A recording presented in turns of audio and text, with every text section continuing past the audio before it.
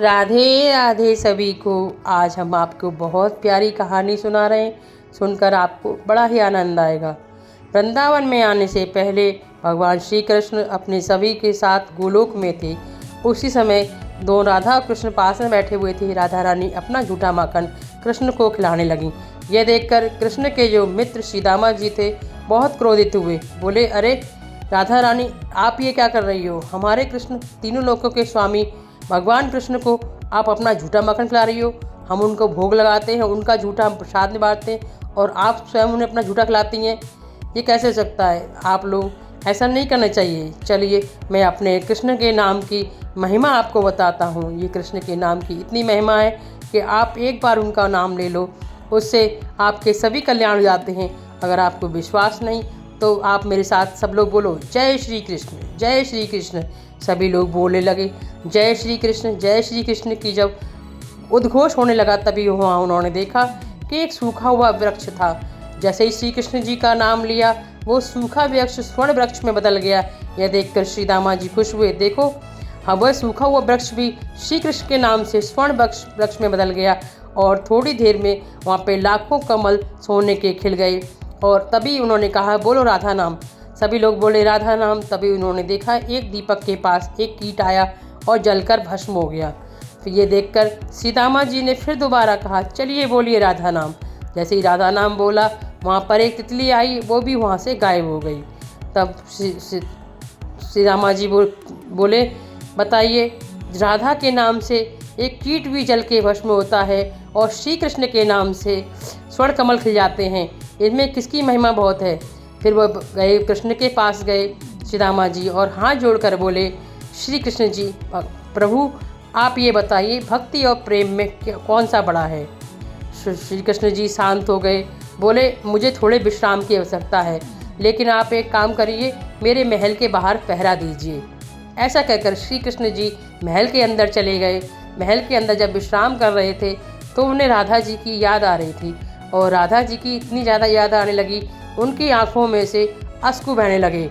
जब कृष्ण की आंखों में से अश्रु बह रहे थे तो ये बात राधा जी के कानों को दिखाई दे रही थी। उनके हृदय में महसूस हो रहा था कि मुझे राधे नाम पुकार रहे हैं और कृष्ण बार बार राधा राधा ऐसे करके पुकार रहे थे।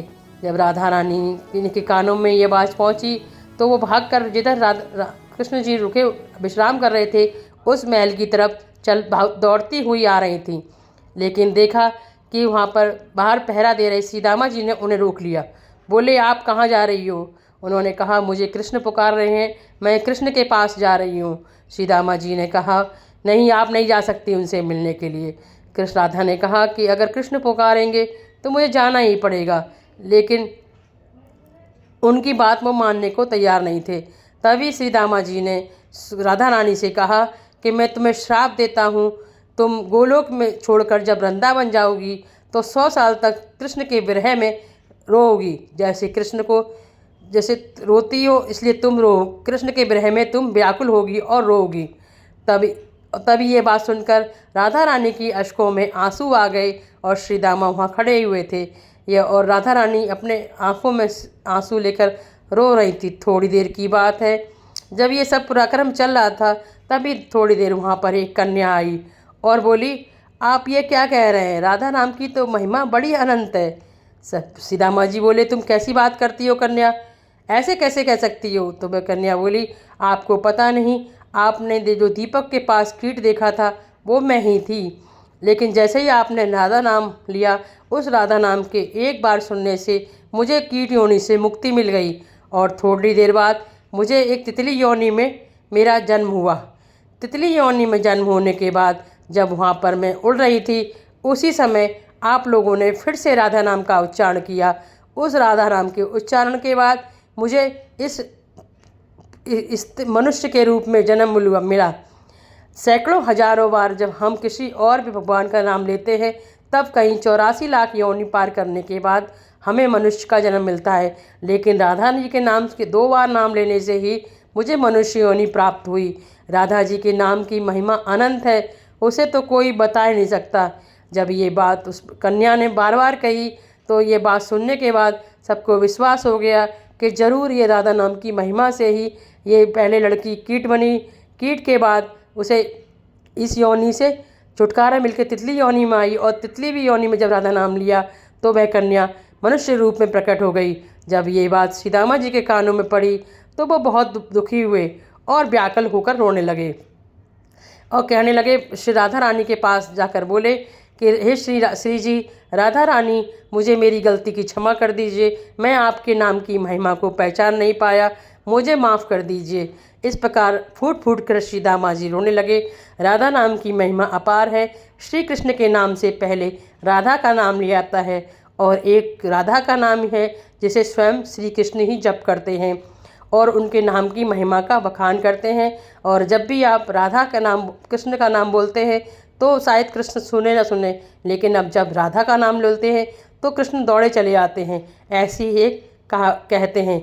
इसलिए तो कहा है, कृष्ण सांवरे राधा गोरी, दोनों की है प्रीत की जोड़ी। कृष्ण सांवरे राधा गोरी, दोनों की है प्रीत की जोड़ी। एक तन है एक मन है, एक तन है एक मन है, एक आत्मा एक परमात्मा। राधा राधा करोगे तो कृष्ण मिलेंगे, कृष्ण को है राधा प्यारी। तब राधा रानी ने कृष्ण से कहा, तुम में मैं हूँ मुझ में तुम हो, तुम में मैं हूँ मुझ में तुम हो, दुनिया क्या जाने प्रीत हमारी, जन्म जन्म का साथ हमारा, कह दो कृष्ण मुरारी, कह दो कृष्ण मुरारी। राधे राधे कहोगे तो कृष्ण मिलेंगे, कृष्ण को है राधा प्यारी, कह दो कृष्ण मुरारी।